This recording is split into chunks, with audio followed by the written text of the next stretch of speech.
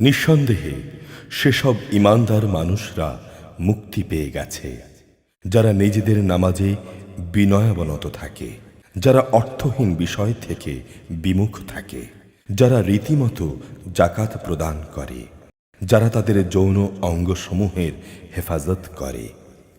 তবে নিজেদের স্বামী স্ত্রী কিংবা পুরুষদের বেলায় নিজেদের অধিকারভুক্ত দাসীদের উপর এ বিধান প্রযোজ্য নয়। এখানে যৌন অঙ্গসমূহের হেফাজত না করলে কখনো তারা তিরস্কৃত হবে না। অতঃপর এ বিধিবদ্ধ উপায় ছাড়া কেউ যদি অন্য কোনো পন্থায় যৌন কামনা চরিতার্থ করতে চায় তাহলে তারা হবে সীমালঙ্ঘনকারী।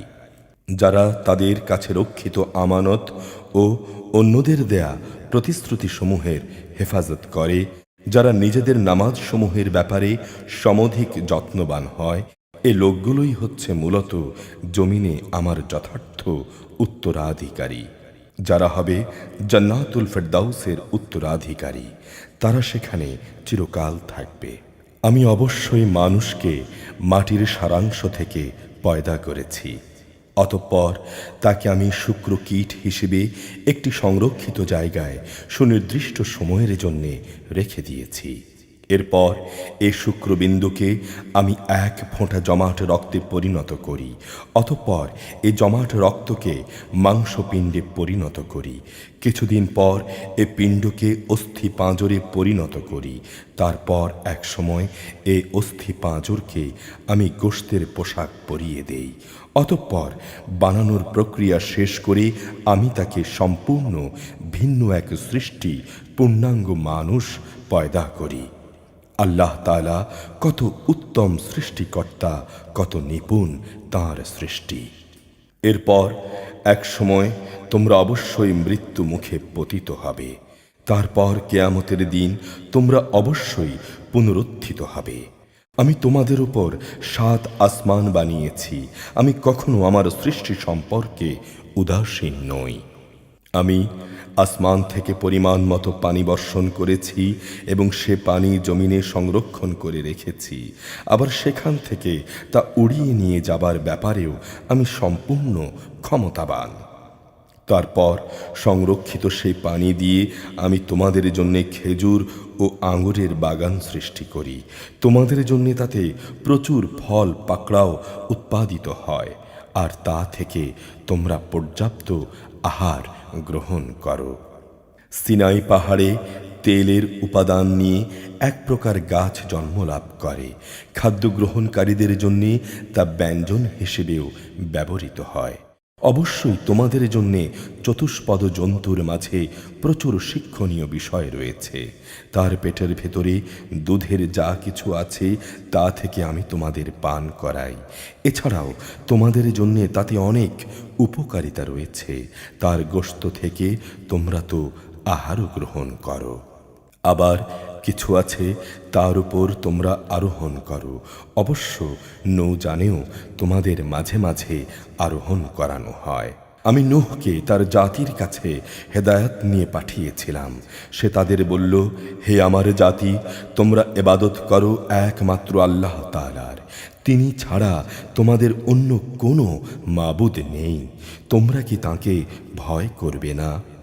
তার জাতির মোড়লরা, যারা আগে থেকেই কুফরি করছিল, একে অন্যকে বলল, এ তো তোমাদের মতোই একজন মানুষ।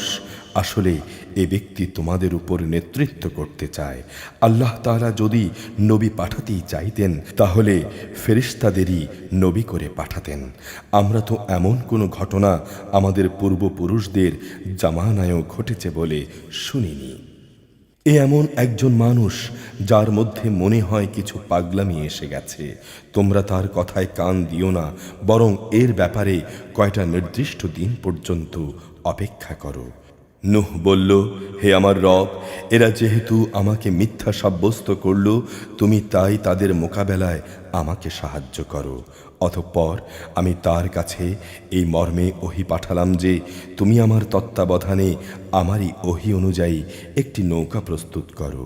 তারপর যখন আমার আযাবের আদেশ আসবে এবং জমিনের চুল্লি প্লাবিত হয়ে যাবে, তখন সব কিছু থেকে এক এক জোড়া নৌকায় উঠিয়ে নেবে। তোমার পরিবার পরিজনদেরও উঠিয়ে নেবে তাতে। তাদের মধ্যে যার শাস্তির ব্যাপারে আল্লাহ তাআলার সিদ্ধান্ত এসে গেছে তার কথা আলাদা। যারা জুলুম করেছে তাদের ব্যাপারে আমার কাছে কোনো আর্জি পেশ করো না। অবশ্যই মহাপ্লাবনে আজ তারা নিমজ্জিত হবেই। তুমি এবং তোমার সাথীরা যখন নৌকায় আরোহণ করো তখন বলো, সব প্রশংসা আল্লাহ তাআলার জন্যে, যিনি আমাদের একটি অত্যাচারী জাতি থেকে উদ্ধার করেছেন। তুমি আরো বলো, হে আমার রব, তুমি আমাকে বরকতপূর্ণ স্থানে নামিয়ে দাও। একমাত্র তুমিই পারো আমাকে ভালোভাবে নামিয়ে দিতে। নিঃসন্দেহে এই কাহিনীর মধ্যে আমার কুদরতের নিদর্শন রয়েছে। অবশ্যই আমি মানুষদের পরীক্ষা নিয়ে থাকি। অতঃপর এদের পরে আমি আরেক জাতি পয়দা করেছি। আমি তাদের কাছে তাদেরই একজনকে নবী করে পাঠিয়েছি, যেন তোমরা এক আল্লাহ তাআলার ইবাদত করো। তিনি ছাড়া তোমাদের আর কোনো মাবুদ নেই। তোমরা কি সে আযাব দেখেও সাবধান হবে না?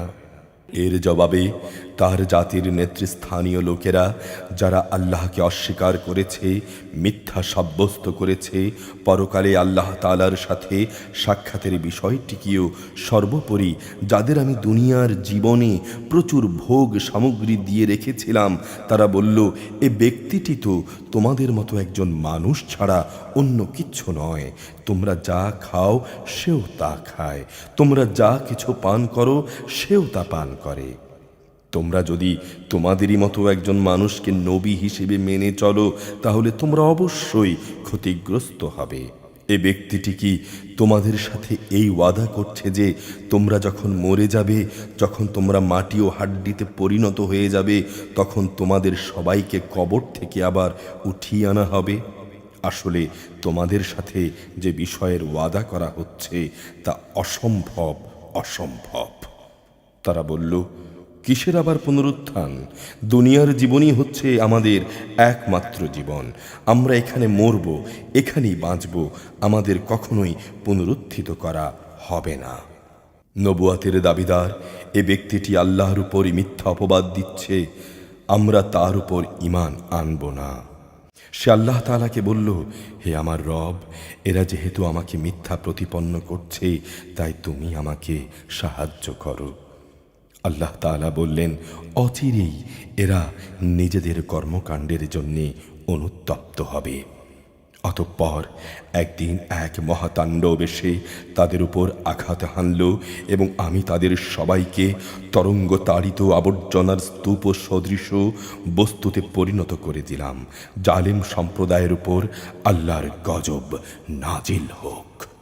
তাদের ধ্বংসের পর আমি আরো অনেক জাতিকে সৃষ্টি করেছি। কোনো জাতি তার নির্দিষ্ট কাল যেমন ত্বরান্বিত করতে পারেনি, তেমনি তাকে কেউ বিলম্বিত করতে পারেনি। অতঃপর আমি একের পর এক রসুল পাঠিয়েছি। যখনই কোনো জাতির কাছে তার রসুল এসেছে, তখনই তাকে তারা মিথ্যাবাদী বলেছে। অতঃপর আমিও ধ্বংস করার জন্যে তাদের এক একজনকে এক একজনের পেছনে ক্রমিক নম্বর লাগিয়ে দিয়েছি। এভাবেই আমি তাদের ইতিহাসের কাহিনী বানিয়ে দিয়েছি। ধ্বংস হোক সে জাতি যারা আল্লাহ তাআলার উপর ঈমান আনে না। তারপর আমি আমার আয়াতসমূহ ও সুস্পষ্ট দলিল প্রমাণ দিয়ে মুসা এবং তার ভাই হারুনকে পাঠিয়েছি। তাদের আমি পাঠিয়েছি ফেরাউন ও তার পরিষদের কাছে, কিন্তু তারা অহংকার করল। তারা ছিল একটি নাফরমান জাতি। তারা বলল, আমরা কি আমাদের মতোই দুজন মানুষের উপর ঈমান আনব? অথচ তাদের জাতি হচ্ছে বংশানুক্রমে আমাদের সেবাদাস। তারা তাদের উভয়কেই মিথ্যাবাদী বলল, ফলে তারা ধ্বংসপ্রাপ্ত মানুষদের দলভুক্ত হয়ে গেল। আমি মূসাকে আমার কিতাব দান করেছিলাম, আশা ছিল যে তারা তা থেকে হেদায়েত লাভ করবে। আমি মারিয়াম পুত্র ঈসা এবং তার মাকে আমার কুদরতের নিদর্শন বানিয়েছি এবং আমি তাদের এক নিরাপদ ও প্রস্রবণ বিশিষ্ট উচ্চ ভূমিতে আশ্রয় দিয়েছি। হে রাসূলরা, তোমরা পাক পবিত্র জিনিসসমূহ খাও, সবসময় নেক আমল করো। তোমরা যা কিছু করো অবশ্যই আমি সে সম্পর্কে সবিশেষ অবহিত আছি। অবশ্যই তোমাদের জাতি কিন্তু দিনের বন্ধনে একই জাতি, আর আমি হচ্ছি তোমাদের একমাত্র রব। তোমরা আমাকেই ভয় করো। কিন্তু লোকেরা নিজেদের মাঝে বিষয়টাকে বিভক্ত করে দিয়েছে, আর প্রত্যেক দলের কাছে যা কিছু আছে তা নিয়েই তারা খুশি। হে নবী, তুমি তাদের একটি সুনির্দিষ্ট সময়ের জন্যে নিজ নিজ বিভ্রান্তিতে ছেড়ে দাও। তারা কি ধরে নিয়েছে যে আমি তাদের ধন সম্পদ ও সন্তান সন্ততি বাড়াতেই থাকব? আমি সবসময় তাদের জন্যে সকল প্রকার কল্যাণ ত্বরান্বিত করেই যাব। আসলে এরা কিছুই বোঝে না। নিঃসন্দেহে যারা নিজেদের মালিকের ভয়ে সদা ভীত সন্ত্রস্ত থাকে, যারা তাদের মালিকের নাজিল করা আয়াত সমূহের উপর ঈমান আনে, যারা তাদের মালিকের সাথে অন্য কাউকে শরিক করে না, যারা তার পথে যা কিছু দিতে পারে মুক্ত হস্তে দান করে, তারপরও তাদের মন ভীতকম্পিত থাকে, কেননা তারা অবশ্যই একদিন তাদের মালিকের কাছে ফিরে যাবে। এরাই হচ্ছে সেসব মানুষ যারা নেকির কাজে সদা তৎপর থাকে। এই কাজে তারা অন্যদের তুলনায় অগ্রগামীও। আমি কারো উপরই তার সাধ্যাতীত বোঝা চাপাই না। এমন একটি গ্রন্থ আমার কাছে সংরক্ষিত আছে যা তাদের কথা ঠিক ঠিক বলে দেবে। সেদিন তাদের উপর কোনো জুলুম করা হবে না, বরং তাদের অন্তর এ বিষয়ে আঁধারে আচ্ছন্ন হয়ে আছে। এছাড়াও তাদের জীবনে আরও বহুতর খারাপ কাজ আছে যা তারা সব সময়ই করে থাকে। এরা এ থেকে কখনো বিরত হবে না যতক্ষণ না আমি তাদের ঐশ্বর্যশালী লোকদেরকে নানা শাস্তি দ্বারা আঘাত করব। এমন হলে তারা সাথে সাথেই আর্তনাদ করে উঠবে। আল্লাহ তাআলা বলবেন, আজ আর আর্তনাদ করো না, আমার পক্ষ থেকে তোমাদের কোনো সাহায্য করা হবে না। যখন আমার আয়াতসমূহ তোমাদের সামনে তেলাওয়াত করা হতো, তখন তোমরা উল্টো দিকে সরে পড়তে নেহায়াত দম্ভ ভরে, পরে সেখানে অর্থহীন গল্প গুজব জুড়ে দিতে। এরা কি কোরআনের কথার উপরে চিন্তা গবেষণা করে না? কিংবা তাদের কাছে নতুন কিছু একটা এসেছে যা তাদের বাপ দাদাদের কাছে আসেনি? অথবা তারা কি তাদের রসূলকে চিনতেই পারেনি, যে জন্যই তারা তাকে অস্বীকার করছে? কিংবা তারা কি এই কথা বলে যে তার সাথে কোনো রকম পাগলামি রয়েছে? বরং আসল কথা হচ্ছে রসূল তাদের কাছে সত্য বাণী নিয়ে হাজির হয়েছে এবং তাদের অধিকাংশ লোকই এ সত্যকে অপছন্দ করে। যদি সত্য তাদের ইচ্ছা আকাঙ্ক্ষার অনুসরণ করত, তাহলে আসমান সমূহ ও জমিন এবং আরও যা কিছু এ উভয়ের মাঝে আছে অবশ্যই তা বিপর্যস্ত হয়ে পড়ত। পক্ষান্তরে আমি তাদের কাছে তাদের নিজেদের কাহিনী নিয়েই এসেছি, কিন্তু আশ্চর্য, তারা এখন তাদের নিজেদের কথাবার্তা থেকেই মুখ ফিরিয়ে নিচ্ছে। তবে কি এরা মনে করে তুমি এদের কাছে দিন পৌঁছানোর জন্যে কোনো রকম পারিশ্রমিক দাবি করছো, অথচ তোমার জন্যে তোমার মালিকের দেয়া পারিশ্রমিকই উত্তম? তিনিই হচ্ছেন সর্বোত্তম রেজেক দাতা। অবশ্যই তুমি তাদের সঠিক পথের দিকে আহ্বান করছো। যারা আখিরাতের উপর ঈমান আনে না, তারা অবশ্যই হেদায়েতের সঠিক পথ থেকে বিচ্যুত হয়ে গেছে। যদি আমি এদের উপর দয়া করি এবং যে বিপদ মুসিবত তাদের উপর আপতিত হয়েছে তা যদি দূর করে দেই, তাহলেও এরা নিজেদের নাফরমানিতে শক্তভাবে বিভ্রান্ত হয়ে যাবে। অতঃপর আমি এদের কঠোর আযাব দ্বারা পাকড়াও করলাম।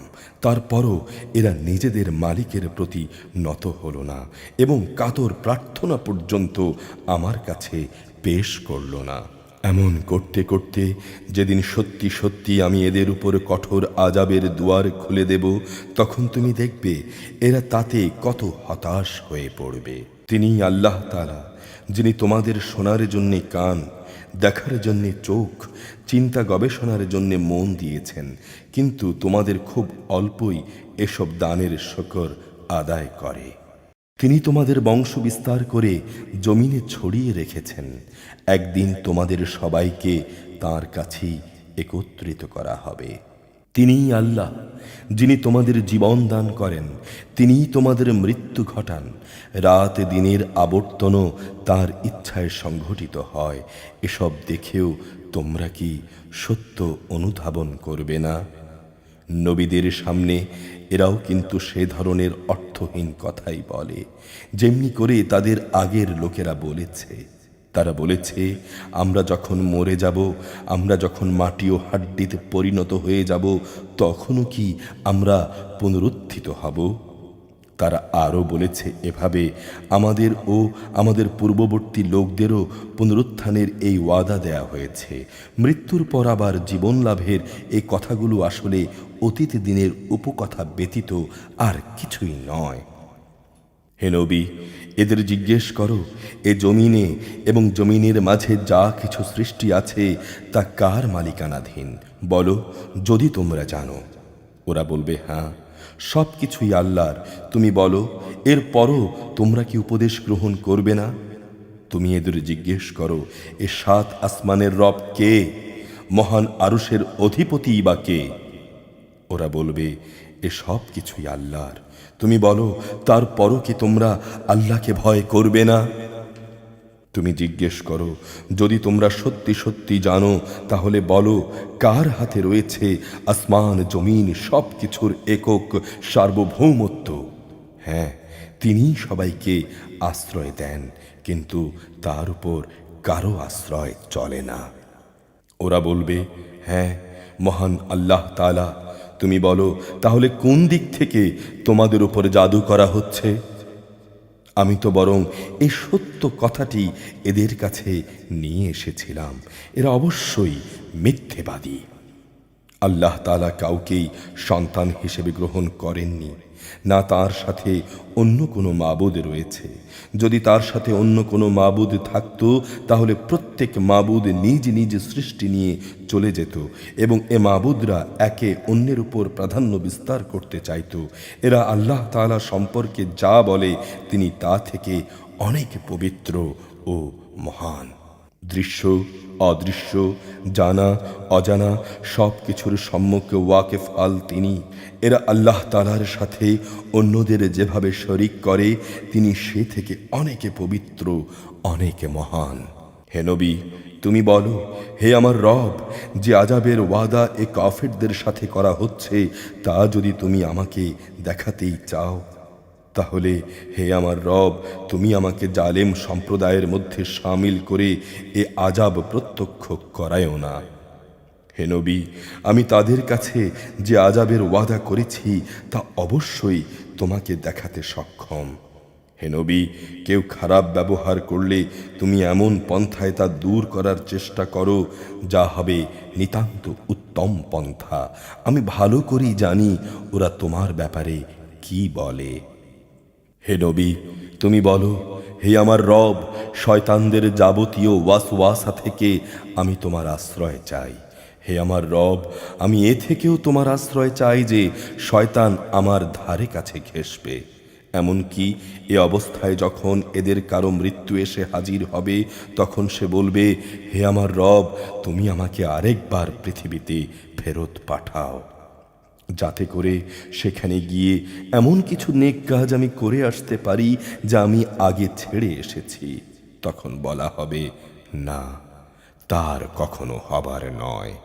মূলত সেটা হচ্ছে এক অসম্ভব কথা, যা শুধু বলার জন্যেই সে বলবে। এদের সামনে থাকবে একটি যবনিকা সেদিন পর্যন্ত, যেদিন তারা কবর থেকে পুনরুত্থিত হবে। অতঃপর যেদিনে সিংগায় ফু দেয়া হবে, সেদিনে তাদের মধ্যে আত্মীয়তার বন্ধন বলতে কিছুই অবশিষ্ট থাকবে না। না তারা একজন আরেকজনকে কিছু জিজ্ঞাসা করতে পারবে।